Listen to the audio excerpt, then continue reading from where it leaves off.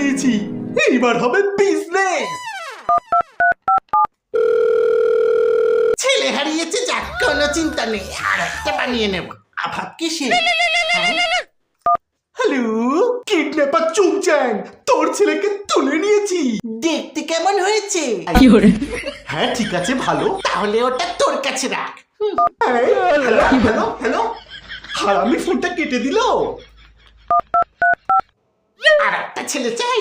আরে আমি তোর ছেলেকে নিয়ে কি করব? 2 লাখ টাকা দিয়ে ছেলে নিয়ে যা। তুই আমার কাছে অর্ডার দে, 2 লাখে ওরকম দুটো ছেলে দিচ্ছি। আরে আমি তোর ছেলেকে কিনতে যাব কেন? কিডন্যাপার আমি। সেটা তো ঠিক আছে, কিন্তু তুই যা দাম রেখেছিস মার্কেটে খাবে না। খাবে না?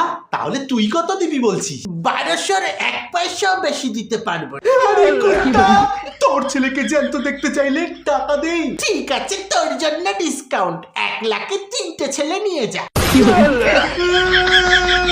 কি আমার টাকা বলছিস কেন?